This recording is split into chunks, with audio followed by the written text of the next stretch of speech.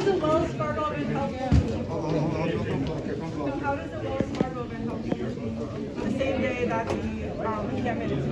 And we joined and signed a level with Brad Landa, because Wells Fargo has a history of being unfair with mortgages, and it's unfair. And I separate the two. I got to get my puppets open. You're going to let me answer, or you're going to cut me off? No, but is any of the people in the encampment? You're not going to cut me off. Thank you. Hello. Okay. Hold on. Give this shot. Tell me when to go. Take the mask off. 1, 2, 3. Do it again. You're going to do a lot of really questions. Okay, yeah. There you go.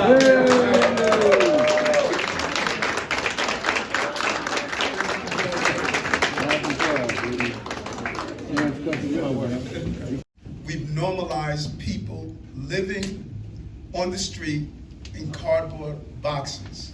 We walk past them every day. The human psyche has the amazing ability to adapt to any type of condition, and we've adapted in our city to the dysfunctionality of the presence of people not having the proper care they deserve. And so I got it. I know folks are critical. I know folks are saying, well, there goes that popo again, trying to think law enforcement is everything. I got all of that. But at the end of the day, when you finally notice that you're not going to have encampments everywhere, that you're not going to have people on your streets everywhere, you're going to all of a sudden take this broccoli moment and understand that I made us a healthy city. I cannot say this loud and clear enough. People are not going to live under an undignified environment in the city where I'm the mayor. We will do better, and we have to do better. We were not doing better. We threw up our hands and we stated that we could not end homelessness.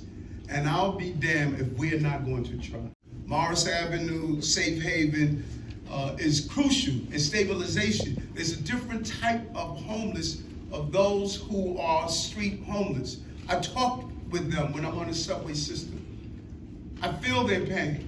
Gary and I have been going unannounced to homeless shelters throughout this city to see firsthand what we're giving to people. You have to examine your product, because generals lead from the front. That's right. They don't send their people into battle and say, how was the war? I'm a front leading general. And that is what we're going to have to do if we're going to end homelessness. And this facility is an indicator of what's possible. It's a safe space with wrap-around services. What dysfunctional system waits until a street homeless person goes to the emergency room that costs more just to give them medication for a day to have them come back again, over and over again, wasting taxpayers' dollars over and over. And I have the audacity to come and say, this is not right. Is something wrong with me? No, sir. This is not about dollars and cents. This is about common sense. We've lost our common sense to govern. You know why? Because the money we spend in government is not the money coming out of the pockets of people who are making these foolish decisions. It's coming out of your pockets as taxpayers. And I'm going to protect your dollars to get a better product for you that you can be proud of, to live in a city where we are treating people with the dignity that they deserve. We have to help people in despair. People that look like Gary and his family. That's right. As of this week, we are creating 350 of the promised 500 safe havens and stabilization beds. And you know what we're doing? We're creating a brochure. When we go into the subway system, we're going to show the homeless people, we know you have a negative impact of what a homeless shelter look like, but here's the brochure. We're treating them the way people treat me when they want me to stay in their hotel. We're showing them the product and say, if you change your mind and you want to come into a space like this so that you can get out of your head what you believe the congregate shelters were like, we're showing you the product we want to take you with, and we're going to rebuild that trust over and over again. And you know what? We're going to let them come in and see for themselves. Treat them with the dignity that they deserve. 500 safe haven beds that we're going to bring people in And we're gonna look at those over 2,000 beds that are open. Come on. And we never put people in. Come on. Sometimes I feel like this is a comedy show. But it's so serious that you can't laugh at this dysfunctionality and this betrayal of New Yorkers. And so when I released the subway safety plan, I said something very simple. Too long we have treated these New Yorkers as unseen. We're not going to allow that to continue to happen. We're not going to abandon homeless people in our city. We're going to give them the support, the housing, and the healing that they deserve. And this is an indicator of what's possible, and it's the beginning of what we're going to do. And so I understand the naysayers. I understand the critics. I understand the people who said it's not possible. I understand that people don't believe trust. I understand that people have a feeling of abandonment. I got it.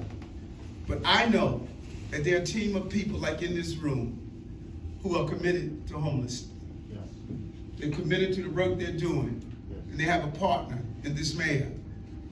We are going to address this issue like we're going to address gun violence, like we're going to address the failure of education, like we're going to address the dysfunctionality of nutritional issues that's feeding our healthcare crisis, like we're going to address our housing crisis. You can't get this on the A train overnight. You can't get this sleeping in Times Square.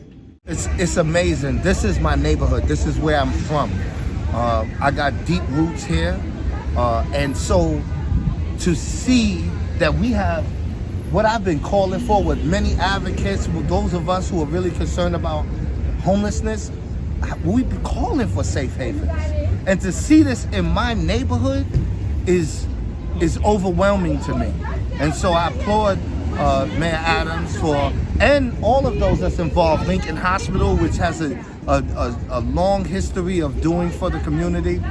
I'm glad to see that we have a resource in the community that doesn't just provide shelter, but also provide services on site that will enable people who experience homelessness like myself to actually get the help that they need to help stabilize them. So I'm glad to be here, right here in my hometown, and to support this facility and this community which I come from to basically help the people that I need. Safe havens, stabilization beds, that's the model that we need. Services on site, that's the model that we need.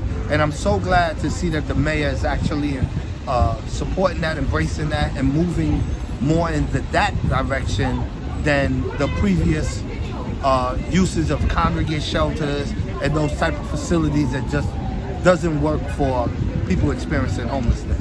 And how did you feel when Mayor Adams invited you to cut the ribbon today? To be honest with you, I'm in the moment right now. I was in the background, I just letting them do their thing, and for the mayor to say to me, come in, cut the ribbon?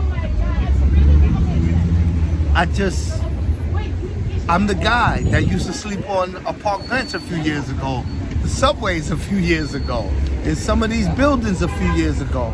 And to come from that to cutting the ribbon with the mayor of the city, the head of DSS, and other dignitaries, the borough president,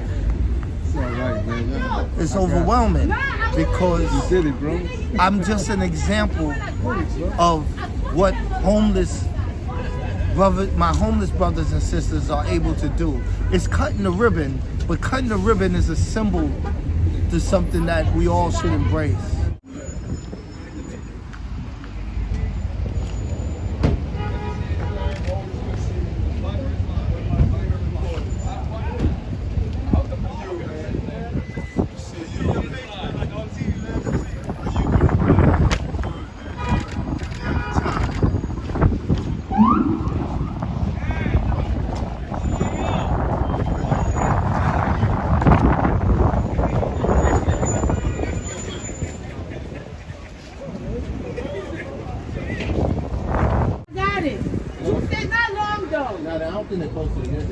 No, we didn't post it because it's an episode. It's an episode, so I'm gonna put it. his motherfucker.